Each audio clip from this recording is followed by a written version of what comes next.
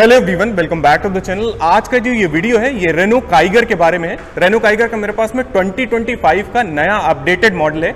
इसमें कंपनी ने जो है फेस लिफ्ट दिया है इस गाड़ी को और यहाँ पे कई सारे चेंजेस किए हैं इसके डिजाइन से रिलेटेड, लुक से रिलेटेड और फीचर से रिलेटेड। तो बहुत सारे फीचर्स इसमें डाले गए हैं और कीमत जो है उसकी वजह से चेंज हो गई है। आज के इस वीडियो में मैं आपको इसका प्राइस भी बताऊंगा, ओवरऑल जो गाड़ी है उसके फीचर जो है वो दिखाऊंगा इस वॉकअराउंड वीडियो में।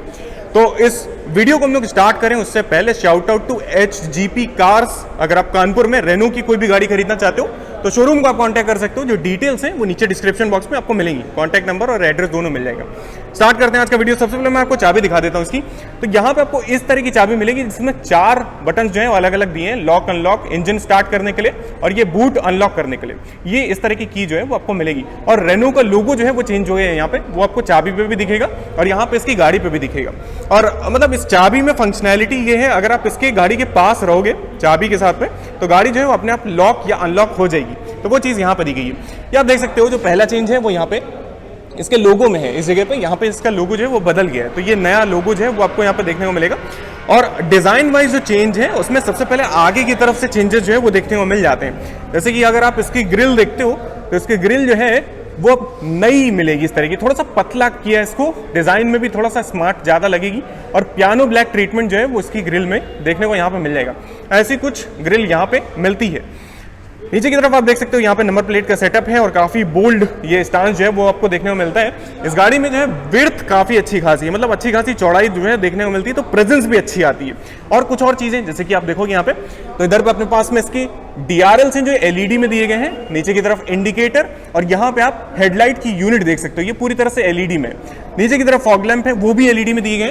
तो जितना भी सेटअप यहाँ पे कर रखा है वो पूरा कंप्लीट LED कर रखा है, वो चीज आपको यहाँ पे मिल जाएगी। फ्रंट में कोई भी सेंसर नहीं है किसी भी तरह का, बट यहाँ पे इन्होंने क्या किया है कि इसमें कैमरा दिया है और 360 कैमरा का सेटअप दे दिया है। तो फ्रंट में आप इस जगह पे देखोगे तो यहाँ पे अपने पास देखने को मिलेगा कि यहाँ पे एक कैमरा जो है और वही चीज आपको साइड में भी देखने को मिलेगी और पीछे भी देखने को मिलेगी। तो ये चीज आपको मिल जाती है। उसके बाद में कुछ और चेंजेस हो चुके हैं, जैसे कि इसका जो ये हुड है, इसका डिजाइन अगर आप देखोगे तो इसको भी चेंज किया है, यहाँ पे भी चेंजेस देखने को मिल जाएंगे। और देखो इंजन ऑप्शन वगैरह जो है वो पहले की तरह ही है, वहाँ पे कोई भी चेंज नहीं है। 2 इंजन ऑप्शन अपने को मिलते हैं। एक अपने पास 1 लीटर नेचुरली एस्पिरेटेड इंजन मिलता है और दूसरा मिलता है 1 लीटर टर्बोचार्ज इंजन। तो ये 2 ऑप्शन अपने पास में हैं और दोनों में ही ऑटोमेटिक और मैनुअल दोनों ऑप्शन मिल जाएंगे।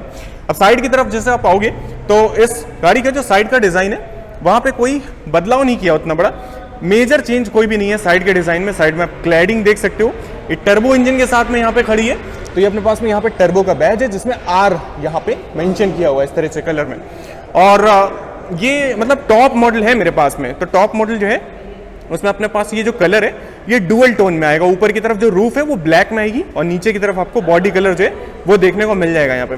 तो ये चीज़ यहाँ पे देखने को मिलती है। इन्होंने एक और चेंज किया है जो कि है इसके एलॉय व्हील्स में। एलॉय व्हील्स जो है वो आपको नए डिजाइन के देखने को मिलेंगे। यहाँ पे पियानो ब्लैक के साथ में ये डायमंड कट इस तरह के एलॉय व्हील्स है। 16 इंच साइज दे दिया है और जैसे आप इसकी मतलब उसकी नंबर्स की बात करोगे 195 60 R16 ये सेक्शन जो है वो आपको इसके साथ में देखने को मिल जाएगा। उसके बाद में जो रूफ रेल्स दी जाती हैं इसके साथ में वो मतलब फंक्शनल है। 50 kg तक का वेट जो है वो आप यहाँ पे ऊपर ले जा सकते हो, वो चीज़ आपको मिल जाती है यहाँ पे। अब कुछ और चीज़ें जैसे कि ये यहाँ पे देखोगे तो जो ORVMs हैं वो ब्लैक में दे रखे हैं। इसी में आपको इंडिकेटर की प्लेसमेंट मिलेगी। यहाँ पे कैमरा का जो बल्ब है वो देखने को मिलेगा और जो हैंडल है वो भी आपको ब्लैक में ही देखने को मिलेंगे। तो ये चीज़ है। B पिलर मैट ब्लैक में कर रखा है और उसके बाद में A पिलर जो है वो पियानो ब्लैक में देखने को मिल जाएगा। तो ये चीज़ें यहाँ पे देखने को मिलती हैं। अब देखो इस गाड़ी में फीचर्स जो है बहुत सारे दे दिए हैं, जैसे कि rain sensing wiper, automatic headlamp, ये सारी चीज़ें मिलेंगी। ये मैं आपको अंदर जाके दिखा पाऊंगा। दिखने में तो देखो बढ़िया लगती है, पहले से भी बेटर लग रही है। ये सब पुराना वाला डिज़ाइन देखोगे तो यहाँ पे ये पुराना वाला डिज़ाइन है इसका फ्रंट जो ऐसा लगता था, अब ये कुछ इस तरह की लगेगी। अब टेल सेक्शन की जब बात आती है कि पीछे से गाड़ी का लुक कैसा है, तो यहाँ पे मैं आपको दिखाता हूँ कैसा क्या है। यहाँ पे सबसे पहले आप देख सकते हो कि पीछे से काफ़ी हद तक मतलब जो प्री फेसलिफ्ट मॉडल था उसके जैसा डिज़ाइन है, वैसे ही कुछ लुक आता है। यहाँ पे अपने पास में काइगर का बैज मिलेगा और ये लोगो जो है रेनो वाला नया वो यहाँ पे देखने को मिलेगा। तीनों चीज़ें यहाँ पे हैं, वाइपर, वॉशर, डिफॉगर, ये तीनों चीज़ें हैं। स्पॉइलर का जो डिज़ाइन है वो कुछ ऐसा है जिसकी वजह से काफ़ी ज़्यादा स्पोर्टी लगती है देखने में। और जो टेल लाइट है वो काफ़ी हद तक रिवाइज की गई है प्रीवियस मॉडल से। तो पहले के जैसे ही जो अपना ये क्या कहते हैं इसका टेल लाइट है वो देखने को मिलेगी। अब मैं आपको बूट दिखाता हूँ उसका। तो जो बूट है वो 405 लीटर्स का मिलता है। तो यहाँ पे देखो लोडिंग लिप काफ़ी ज़्यादा है, मतलब कि आपको सूटकेस या सामान वगैरह रखने में थोड़ा सा एफर्ट मारना पड़ेगा, बट जो स्पेस है वो काफ़ी ज़्यादा निकल के आता है। काफ़ी ऊंचे ऊंचे बॉक्सेस जो हैं वो आप यहाँ पे रख सकते हो, ले जा सकते हो। पार्शियल सेल्फ दे ही रखी है और ये बटन है जिससे आप इसको ओपन करोगे। उसके बाद में स्पेयर व्हील मैंने नहीं दिखाया, वो मैं आपको दिखा देता हूँ। यहाँ पे 14 इंच का ये स्पेयर व्हील आता है इसके साथ में, तो वो आपको यहाँ पे मिलेगा इसके साथ में। और फिर उसके बाद में बात आती है और क्या चीज़ें पीछे ऑफर करी जाती हैं। देखो पीछे की तरफ कैमरा मैंने बोला था, तो वो चीज़ आप यहाँ पे देख सकते हो। ये पीछे की तरफ आपके पास कैमरा आएगा और 3 सेंसर आएंगे। 3 सेंसर आपको यहाँ पे देखने को मिलेंगे। और देखो गाड़ी से मैं थोड़ा सा भी दूर आता हूँ तो वो अपने आप ही लॉक हो जाती है, वो फीचर आपको देखने को मिलता है यहाँ पे। स्टांस देख सकते हो पीछे का कैसा क्या है। और उसके बाद में बात आती है कि गाड़ी के अंदर क्या क्या मिलता है, तो मैं आपको दिखाता हूँ क्या क्या चीज़ें हैं यहाँ पे ऑफर करी जाती हैं। सबसे पहले अगर चाबी लेके आप पास में आओगे तो अपने आप ही अनलॉक हो जाएगी। और यहाँ पे आप देख सकते हो, यहाँ पे टेक्सचर थोड़ा सा अलग है, डुअल टोन किया है पूरी तरह से यूज हर जगह पे। मतलब वाइट के साथ में ब्लैक या फिर आप डार्क ग्रे बोलोगे तो उस तरह का कुछ लुक यहाँ पे आपको देखने को मिलेगा ओवरऑल इंटीरियर का। सीट में भी वही चीज़ है और सीट में इन्होंने क्या किया है कि सीट में वेंटिलेशन का फीचर दिया है। ये आप देख सकते हो कैसे क्या इसमें बॉल्स्टर्स जो हैं वो दिए गए हैं। उसके बाद आर्म रेस्ट वगैरह ये सब चीज़ें साइड में आई जाती हैं। सीट का मतलब जो स्पेस है वो काफ़ी अच्छा है और जो मटेरियल यूज़ किया है वो काफ़ी अच्छा देखने को मिलेगा। सीट वेंटिलेशन के 2 बटन्स आगे की तरफ है, वो मैं आपको अभी दिखाऊंगा। सबसे पहले आप इधर पे देख सकते हो, इधर पे अपने पास ORVMs के पूरे कंट्रोल हैं, जिससे आप फोल्ड अनफोल्ड कर सकते हो और एडजस्ट कर सकते हो अपने हिसाब से। यहाँ पे अपने पास पावर विंडो के सारे कंट्रोल मिलेंगे और लॉक अनलॉक करना है तो वो सब चीज़ें कर सकते हो। उसके बाद में यहाँ पे देखो बॉटल होल्डर, मतलब इतनी स्पेस है कि 1 लीटर की बॉटल आ जाए, थोड़ा सा सामान यहाँ पे आ जाए, वो चीज़ है। और इन्होंने इसके साथ में क्या किया है कि जैसे म्यूजिक सिस्टम के ऊपर आप आओगे तो 4 स्पीकर और 2 ट्विटर्स ये आपको ऑफर किए जाते हैं इसके साथ में।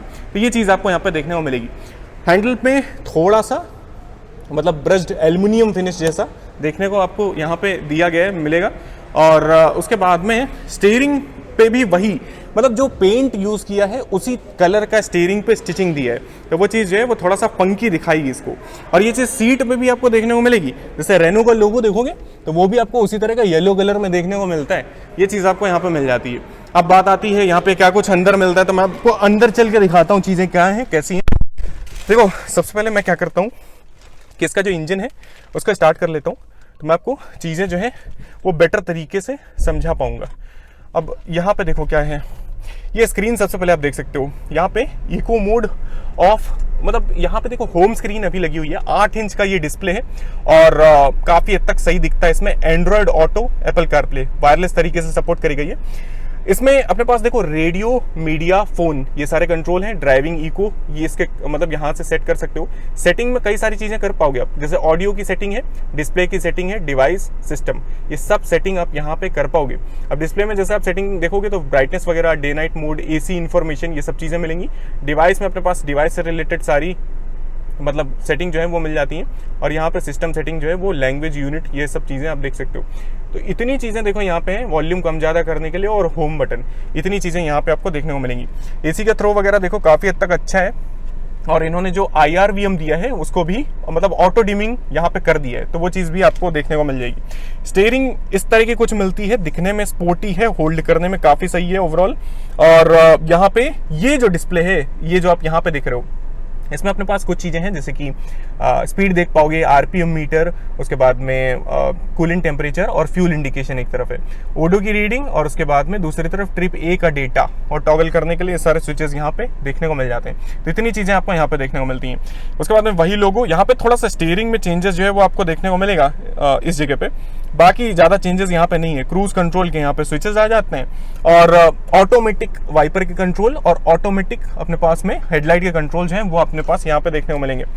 उसके बाद में देखो अब मैं आपको कुछ और चीज़ें बताता हूँ, जैसे कि यहाँ पे आप देखोगे तो हेडलाइट लेवलिंग का मैनुअल एक स्विच मिलेगा, यहाँ से आप सेट कर सकते हो। और ये ABC के पेडल्स जो हैं वो यहाँ पे आपको देखने को इस जगह पे दूसरी जगह पे मिल जाते हैं। उसके बाद में फिर बात आ जाती है लाइट वगैरह की। तो यहाँ पे लाइट है एलईडी में अपने पास में, इसको आप ऑन या ऑफ यहाँ पे कर पाओगे। इस जगह पे आप देखोगे तो यहाँ पे अपने पास मिरर है, बट लाइट नहीं दी है इस जगह पे, मेरे ख्याल से लाइट हाँ नहीं दी है यहाँ पे लाइट। दूसरी तरफ आप देखोगे तो यहाँ पे भी मतलब यहाँ पे मिरर नहीं है, ना ही कोई लाइट।